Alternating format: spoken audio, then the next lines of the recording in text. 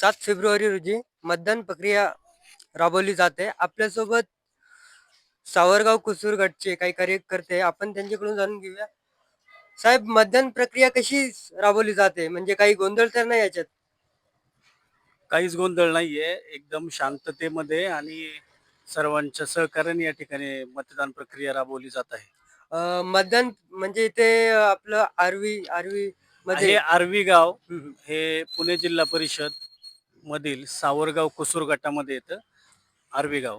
आता हे मतदान म्हणजे किती जागी चालू आहे आणि कोणकोणत्या शाळेत चालू आहे? एक प्रॉपर ऍड्रेस सांगाल का मतदारकांना? आर्वी गाव या ठिकाणी आर्वी गावठाणमध्ये प्राथमिक शाळा आर्वी या ठिकाणी आपल्या इथे अ, मतदान खोल्या आहेत ते याप्रमाणे आहेत.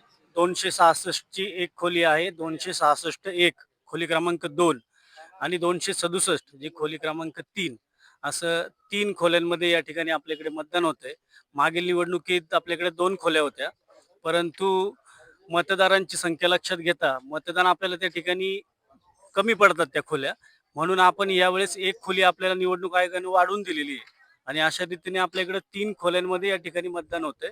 खूप शांततेत आणि उत्स्फूर्त असा प्रतिसाद या ठिकाणी मतदारांचा आहे. म्हणजे आतापर्यंत बरेच मतदान म्हणजे झालेत. बऱ्यापैकी सकाळच्या सत्रामध्ये जे बाहेर जाणारे नोकरदार वर्ग असतील किंवा महिला असतील, महिला भगिनी असतील, त्या सर्वांनी मतदान केलं आणि त्यानंतर आता ज्यांची काही घरातली कामं सगळी झालेली आहेत, ते सर्व मतदार या ठिकाणी बाहेर पडत आहेत. उत्स्फूर्त असा प्रतिसाद या ठिकाणी आहे. आता मतदान किती वाजेपर्यंत आहे सर इथं? मतदान साधारणतः 5 वाजेपर्यंत या ठिकाणी आहे. परंतु मतदारांची संख्या लक्षात घेता थोडाफार वेळ निवडणूक आयोगाने वाढवून दिला, तर त्या ठिकाणी ते पार पडेल.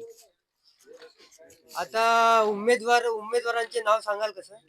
या ठिकाणी आपल्या पुणे जिल्हा परिषदेसाठी सावरगाव कुसूर गटातील आपले या ठिकाणी उमेदवार आहेत ते याप्रमाणे भारतीय जनता पक्षाच्या उमेदवार सौ आशाताई दत्तात्रय बुचके, तसेच शिवसेना शिंदे गटाचे उमेदवार आपले संतोष नाना चव्हाण, तसेच शिवसेना उद्धव साहेब ठाकरे पक्षाचे उमेदवार माननीय गुलाबशेठ पारखे असे 3 उमेदवार या ठिकाणी प्रामुख्याने आपल्याला जिल्हा परिषदेसाठी या ठिकाणी आहेत.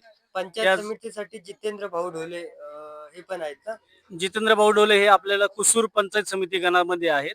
हा पंचायत समिती गण आपला जुन्नर पंचायत समिती गणातील हा सावरगाव गण आहे. सावरगाव. यामध्ये उमेदवार इथे आपले महादेव शेठ बाळसराफ हे उद्धव बाळासाहेब ठाकरे शिवसेना गटाकडून या ठिकाणी उभे आहेत आणि त्याचबरोबर आता यांचं बाळासाहेब ठाकरे यांचं हे मशालवर यांचं लढवतात आहे ना हे. हो. तर आता हे तिन्ही पक्ष एकत्र झालते नाही का? राष्ट्रवादी काँग्रेस आणि आपले बाळासाहेब ठाकरे यांचा शिवसेना गट एकत्र झालता. तर त्यांनी ठरवलेलं का एकच चिन्ह घ्यायचं आहे घड्याळ. तर त्यांच्याकडून कोणता उमेदवार नाही घ्यायचा? आता कसं आहे, पक्षाच्या लेवलवरती काही युती आघाड्या होत असतात. हम्म, हम्म, त्या ज्याप्रमाणे झाल्यात हम्म. आता ह्या आपल्या गटामध्ये, की जसं की इथे उमेदवार मशालीचा आहे, हम्म, हम्म, हम्म. परंतु पक्षा लेवलवरती पक्षांच्या अध्यक्षांचा निर्णय या ठिकाणी आहे की राष्ट्रवादी काँग्रेस पक्ष म्हणजे त्याच्यात अजितदादांचा गट असेल आणि पवार साहेबांचा गट आहे, या दोन्हींचा पूर्ण पाठिंबा या ठिकाणी मशालीचे उमेदवार गुलाबशेठ पारखे यांना आहे आणि त्यामुळे निवडणूक या ठिकाणी कार्यकर्त्यांचा भरपूर उत्साह आहे आणि एकत्रित ही निवडणूक उत्साहाच्या वातावरणामध्ये सर्व पक्षांच्या कार्यकर्त्यांकडून लढवली जात आहे. आता तुमच्या मते विकासाची धमक कोणत्या उमेदवारासाठी आहे? म्हणजे जिल्हा जिल्हा परिषद गटासाठी कोणत्या उमेदवारामध्ये धमक आहे विकास करायची?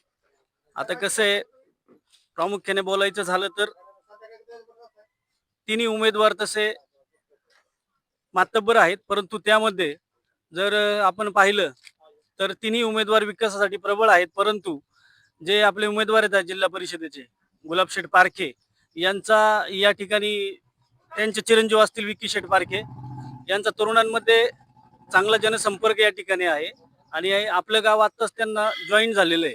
हो. परंतु त्यांचं कसं आहे की त्यांच्याकडे विकी भाऊंचा एक तरुणांकडे जास्त क्रेज आहे, एक युथ आयकॉन म्हणून त्यांच्याकडे या ठिकाणी पाहिलं जातं. त्याचबरोबर गुलाब शेठची काम करण्याची पद्धत जे त्या जिल्हा परिषद गटात होते तिथेही चांगल्या प्रकारे त्यांनी काम केलेलं आहे.